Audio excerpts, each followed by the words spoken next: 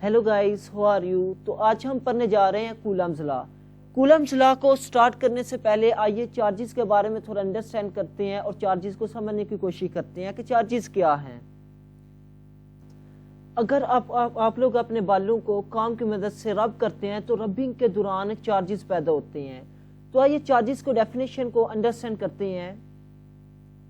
Electric charge is the base physical property of matter that cause it to experience a force when placed in an electromagnetic field।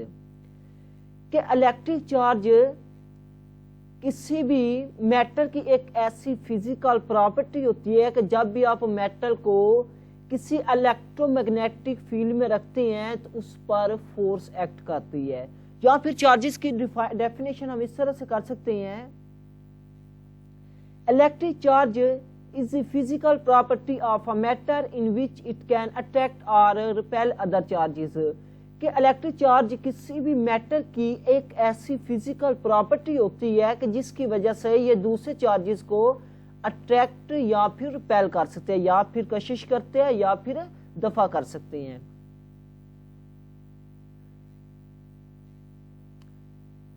अब electric charges जो होती हैं ये दो तरह two forms में exist कर सकते हैं। Number 1 positive electric charge and negative electric charge. तो आइए पॉजिटिव इलेक्ट्रिक चार्ज और नेगेटिव इलेक्ट्रिक चार्जेस के कॉम्बिनेशन को थोड़ा और ज्यादा अंडरस्टैंड करते हैं। Opposite charges attracts each other. जो मुखालिफ चार्जेस होते हैं वो हमेशा एक दूसरे को अट्रैक्ट करते हैं, कशिश करते हैं। अगर हमारे पास दो चार्जेस हैं, एक चार्ज जो है वो पॉजिटिव है, दूसरा चार्ज नेगेटिव है, क्योंकि दोनों चार्जेस मुखालिफ चार्जेस हैं, अपोजिट चार्जेस हैं, इस वजह से ये दोनों के दरमियान इलेक्ट्रोस्टैटिक फोर्स ऑफ अट्रैक्शन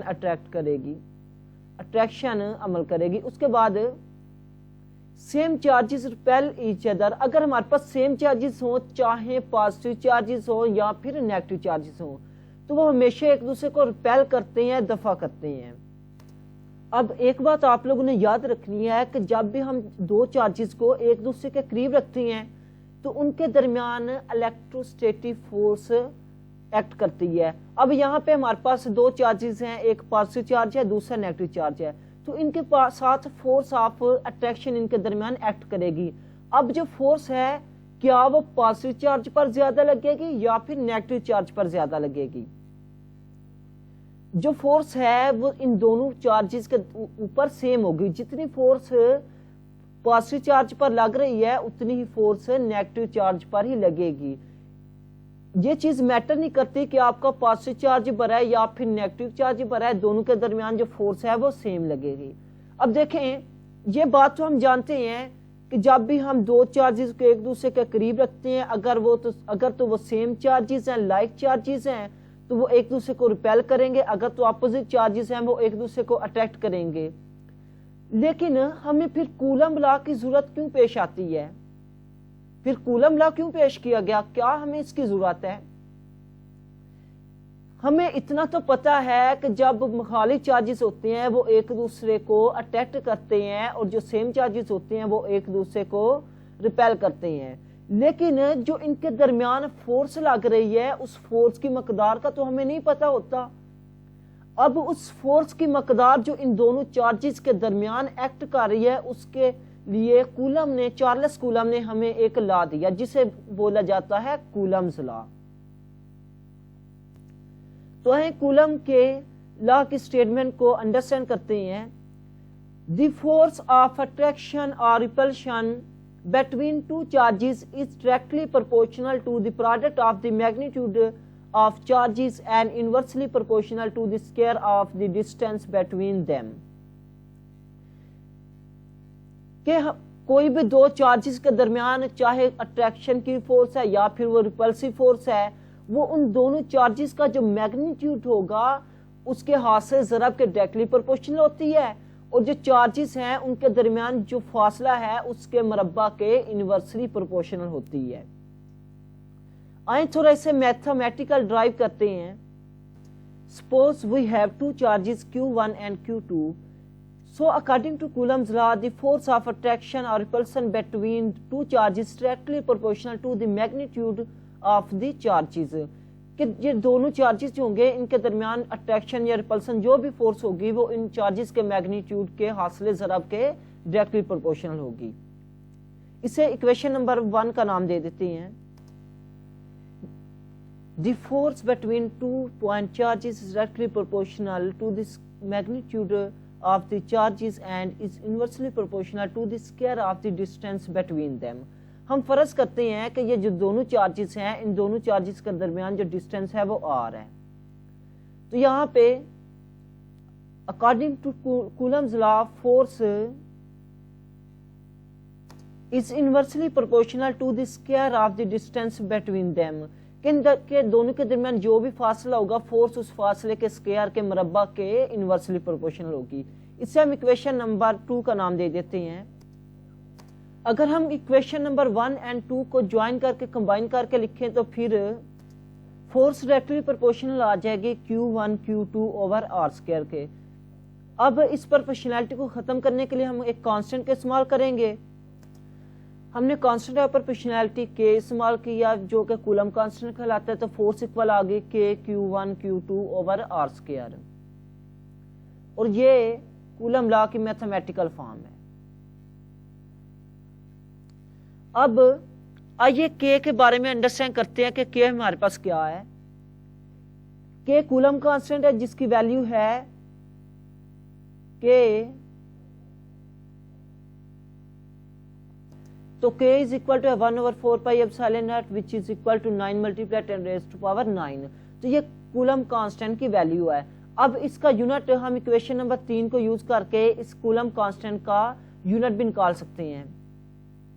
تو یہاں سے R اسکوائر جو ہے یہاں پہ ڈیوائڈ ہو رہا ہے K سے, دوسری طرف جائے گا تو یہ ضرب ہو جائے گا. تو فورس F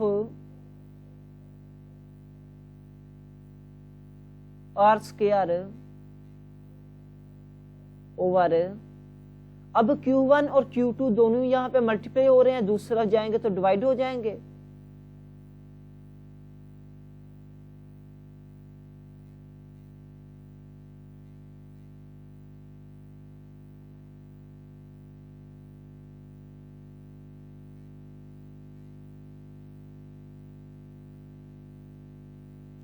تو اس سائڈ پہ صرف K بچے گا.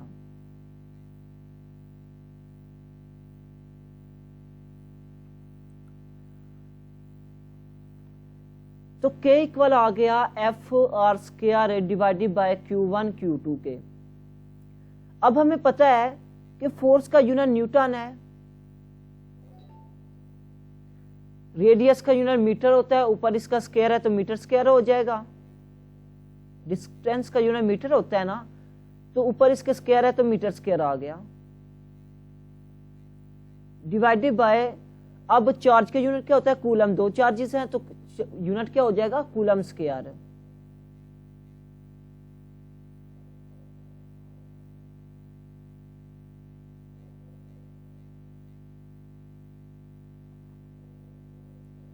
تو یہ K کے یونٹ آ گئے نیوٹن میٹر اسکوائر پر کولم اسکوائر. K کے یونٹ کیا آ گئے نیوٹن میٹر اسکوائر پر کولم اسکوائر.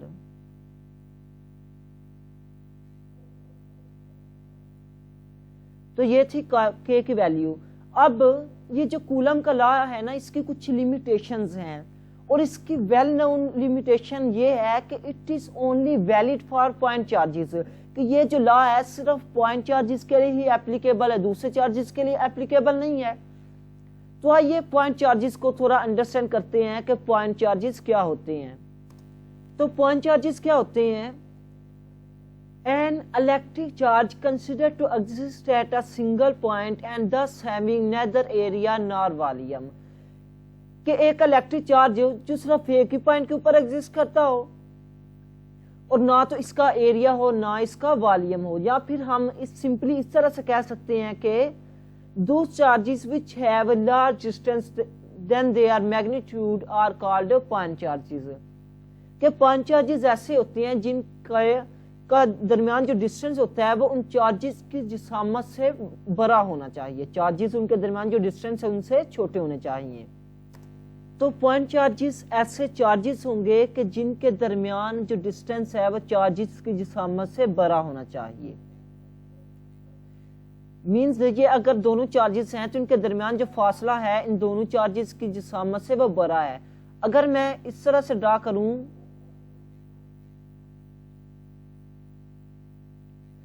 تو یہ کبھی بھی پوائنٹ چارجز نہیں ہو سکتے کیونکہ ان دونوں کے درمیان جو ڈسٹینس ہے وہ ان چارجز کی جسامت سے چھوٹا ہے. اب وہ کہنا یہ چاہ رہا ہے کہ ہمارے پاس اس طرح سے نہیں ہونا چاہیے کہ ایک ہمارے پاس یہ چارجز بھرا ہوا ہے، اس کے بعد جو دوسرا چارج ہے ہمارے پاس ایکسٹینڈڈ چارج ہے اس طرح سے.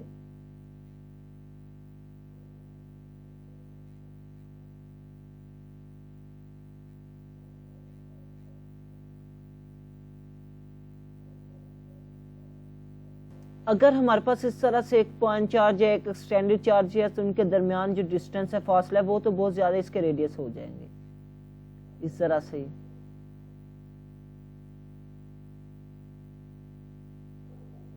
تب یہاں پہ دیکھیں مور دین 1 ریڈیس اس کے ہو رہے ہیں، زیادہ ڈسٹینس ان دونوں کے درمیان جو ہے زیادہ ڈسٹینس ہے. تو اس طرح کے چارجز جو ہوں گے وہ پوائنٹ چارجز نہیں ہوں گے. اور جو کولم لا ہے ایسے چارجز کو ڈیل نہیں کرتا. کولم لا صرف ایسے چارجز کو ڈیل کرتا ہے کہ جن کا درمیان ریڈیس صرف ایک ہی ہونا چاہیے اور وہ پوائنٹ چارجز ہونے چاہیے. کون سے پوائنٹ چارجز ہوتے ہیں؟ ایسے چارجز ہوتی ہیں کہ جن کے درمیان جو فاصلہ ہوتا ہے ان چارجز کی جسامت سے بڑا ہوتا ہے، ہم انہیں بولتے ہیں پوائنٹ چارجز. ہوپ کہ آپ لوگ کو کولمز لا کی اچھی طرح سے سمجھ آ چکی ہوگی، چارجز کے بارے میں بہت اچھی طرح سے علم ہو چکا ہوگا، اور جو کولم لا کی جو میتھمیٹیکل فارم ہے اس سے بھی آپ لوگوں نے اچھی طرح سے انڈرسٹینڈ کر لیا ہوگا. اللہ حافظ.